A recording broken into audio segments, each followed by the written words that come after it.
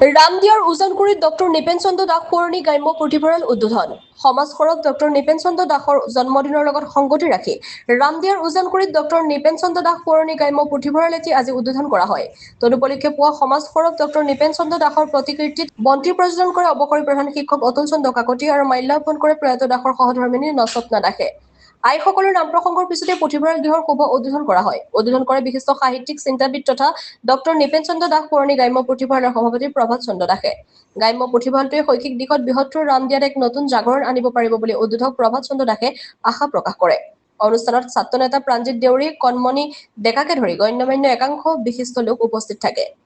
হাজোৰ পৰা কমলাকান্ত দাসৰ report, AIN live. প্ৰথমে মই সমূহ ৰামদিয়াবাসী ৰাইজক মই সেৱা আৰু শ্ৰদ্ধা যাচিছোঁ। এই গ্ৰাম্য পুথিভঁৰালটোৰ জৰিয়তে নিশ্চয় এই ছাত্ৰ ছাত্ৰীসকলৰ লাভৱান হ'ব, কাৰণ ইয়াত এই পুথিভঁৰালটোত সকলো ধৰণৰে কিতাপ পঢ়িব কাৰণে পাৰিব। সেই হিচাপত তেনেকৈ ৰখা যাব সকলো কিতাপ। এতিয়াও ইতিমধ্যে বহুত কিতাপ আহি পাইছে, প্ৰায় 1,500-2,000 মান আহিছে কিতাপ। কিন্তু ছাত্ৰ ছাত্ৰীৰ কাৰণে কিছুমান কিতাপ লগা হ'লে আমি কিনিব লাগিব এতিয়া গ্ৰাম্য পুথিভঁৰালৰ ফালৰ পৰা, বা ময়ো মই দিম যোগাৰ। কিন্তু মই এইটো এটাই ভাল লাগিছে, মোৰ স্বামীৰ নামত ইয়াতে উজানগুৰিত তেওঁৰ জন্মগাঁৱত তেওঁৰ নামত এটা গ্ৰাম্য পুথিভঁৰাল ৰাইজে আজি স্থাপন কৰিলে। সেইবাবে মই ৰামদিয়াবাসী ৰাইজক বহুত বহুত ধন্যবাদ মই জ্ঞাপন কৰিছোঁ। লগতে তেওঁৰ আজি জন্মদিন 19 আগষ্ট। আইসকলে, আমাৰ ঔতুলীয়া সত্ৰৰ আইসকল আৰু ধৰ্মপুৰ সত্ৰৰ আইসকলে তেওঁৰ আত্মাৰ সদ্গতিৰ কাৰণে অলপ নাম প্ৰসংগ কৰিছে।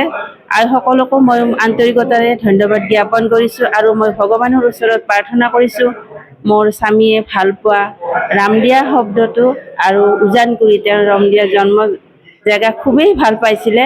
ইতিমধ্যে তেওঁ বহুত কাম কৰিম বুলি আগবাঢ়ি আছিল, কিন্তু ভগৱানে এইটো তেওঁক কৰিব নিদিলে। যা হওক, তেওঁ নাই যদিও মই যিমানখিনি পাৰিছোঁ মই ৰামদিয়াবাসী ৰাইজৰ ওচৰত থাকি কামখিনি মই লৈ যাবলৈ চেষ্টা কৰিছোঁ, আৰু ৰামদিয়াবাসী ৰাইজেও মোক যথেষ্ট সহায় কৰিছে। শেষত মই এটাই কথা ক'ম, তেওঁ ভগৱান যেনেকৈ আছে তেওঁৰ আত্মাই যাতে সদ্গতি পায়, আৰু আমাক সদায়, মোৰ পৰিয়ালক, মোৰ ল'ৰাক তেওঁ যাতে সদায় আশীৰ্বাদ দি থাকে। তেওঁ ভাল পোৱা কামখিনি ৰামদিয়াৰ বাবে যাতে মই কৰি যাব পাৰোঁ, এইখিনি। আৰু সদায় মই ৰামদিয়াবাসী ৰাইজৰ ওচৰত থাকি ভাল কামেই কৰি থৈ যাম। এটা গাঁও, আমাৰ ৰামদিয়া গাঁওখনৰ শৈক্ষিক পৰিৱেশ সৃষ্টি কৰাৰ কাৰণে বা আমাৰ ইয়াৰ ল'ৰা ছোৱালীবিলাকৰ মাজত অধ্যয়নৰ প্ৰতি ৰাপ বৃদ্ধিৰ কাৰণে ডক্টৰ নিপেন চন্দ্ৰ দাস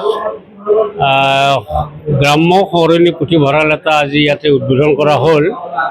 এই পুথিভঁৰালটোৰ আজি গৃহতেও উদ্বোধন কৰা হ'ল। আমাৰ গোটেইখিনি কিতাপ এতিয়াও আহি পোৱা নাই। আমি অলপ কিতাপ লৈ পেলাই আমি আৰম্ভ কৰিলোঁ। অলপ বুলিলেও 3,000 মান কিতাপ হ'ব এইখিনি লগ লগাই। আমি আজি আমি আনন্দিত হৈছোঁ যে আমাৰ এই অঞ্চলৰ ৰাইজে ইয়াত সকলোৱে সহযোগিতা কৰিছে, আৰু পুথিভঁৰালটোক আগবঢ়াই নিবৰ কাৰণে আমি যিবিলাক কাম কৰিব লাগে আমি পৰৱৰ্তী সময়ত কৰিম। কাৰণ আজি এটা কথা আমি জানিব লাগে যে গোটেই বিশ্বখনক গ্ৰন্থইহে শাসন কৰি আছে। এই কথাটো মই কোৱা কথা নহয়, ইংলেণ্ডৰ সমাজতত্ত্ববিদ উইল ডুৰাণ্টে কৈছে যে বুকছ কণ্ট্ৰল দ্য ৱৰ্ল্ড। কিতাপেহে মানুহ শাসন কৰি আছে, বন্দুক বৰতোপ বা ৰজা মহাৰজাই শাসন কৰা নাই। কিতাপ নপঢ়া জাতি এটাক গামোচাই ৰক্ষা কৰিব নোৱাৰে। এতিয়া আমাৰ গামোচা প্ৰধান হৈছে, কিতাপ নপঢ়ে কোনেও, একেবাৰে নপঢ়ে কিতাপ। দুই এখন পঢ়িলেও তাক যি ধৰণে পঢ়িব লাগে নপঢ়ে।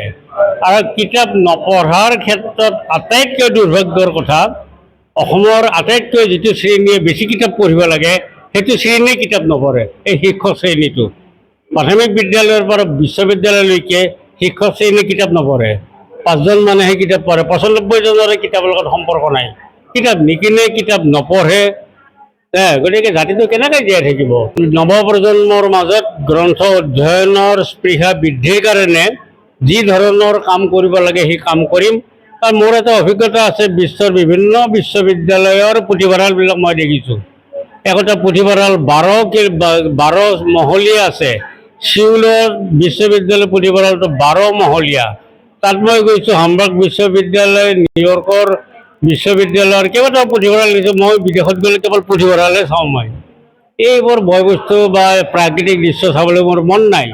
গতিকে তেনেধৰণৰ আমি নোৱাৰোঁ, কিন্তু সেই ধৰণৰ এটা পুথিভঁৰাল ইয়াত আমি সৃষ্টি কৰিবলৈ আমি চেষ্টা কৰিম আৰু আমাৰ এই চেষ্টাক সফল ৰূপ দিবলৈ সকলো শ্ৰেণীৰ ৰাইজৰ সহযোগিতা লাগিব কামনা কৰিছোঁ। হয়, পোনপ্ৰথমে আমি আজিৰ এই পবিত্ৰ দিনটোত ডক্টৰ নৃপেন চন্দ্ৰ দাসদেৱৰ আত্মাৰ সদ্গতি কামনা কৰিছোঁ। আৰু 19 আগষ্টত তেখেতৰ জন্মদিন হিচাপে আমি ইয়াৰ এবছৰ পূৰ্বে আমি ডক্টৰ নৃপেন চন্দ্ৰ দাস সোঁৱৰণী মঞ্চ উন্মোচন কৰা হৈছিল। আৰু আজিও ৰামদিয়াবাসী ৰাইজৰ প্ৰচেষ্টাত ডক্টৰ নৃপেন চন্দ্ৰ দাস সোঁৱৰণী গ্ৰাম্য পুথিভঁৰাল উন্মোচন কৰা হৈছে, গৃহ উদ্বোধন কৰা হৈছে। আমাৰ প্ৰাণৰ শিল্পী জুবিন গাৰ্গ ডাঙৰীয়াই কৈছিল যে কিতাপ নপঢ়া জাতিক গামোচাই বচাব নোৱাৰে। আমিও উপলব্ধি কৰিছোঁ আৰু আমাৰ এই বৃহত্তৰ ৰাইজৰ এটা দীৰ্ঘদিনীয়া সপোন, দীৰ্ঘদিনীয়া অভাৱ আজি পূৰণ হৈছে। আমাৰ এই পুথিভঁৰালৰ জৰিয়তে আমাৰ ছাত্ৰ ছাত্ৰীসকলে নিজৰ প্ৰয়োজনীয় কিতাপ অধ্যয়ন কৰি তেখেতসকলে জ্ঞান লাভ কৰিব পাৰিব বুলি আমি আশা ৰাখিছোঁ। আৰু এই ক্ষেত্ৰত আমি স্বপ্না দাস বাইদেউক ধন্যবাদ জ্ঞাপন কৰিছোঁ। আমাৰ সভাপতি প্ৰভাত চন্দ্ৰ দাসদেৱে সুন্দৰ মূল্যৱান কিতাপ, যথেষ্ট মূল্যৱান কিতাপ আমালৈ আগবঢ়াইছে। তেখেতক আমি পুথিভঁৰালৰ তৰফৰ পৰা আমি আন্তৰিক ধন্যবাদ জ্ঞাপন কৰিছোঁ। আৰু আমি সংবাদ মাধ্যমৰ জৰিয়তে আপোনালোকৰ জৰিয়তে আমি সমগ্ৰ ৰাইজক অনুৰোধ জনাইছোঁ যে আপোনালোকে আহক আৰু নিজৰ প্ৰয়োজনীয় কিতাপ ইয়াত পাব। ইয়াত আপোনালোকে নিজৰ প্ৰয়োজনীয় কিতাপ অধ্যয়ন কৰি নিশ্চিতভাৱে জ্ঞান লাভ কৰিব বুলি আমি আশাবাদী। যিকোনো খবৰ আৰু বিজ্ঞাপনৰ বাবে যোগাযোগ কৰক 7896121996।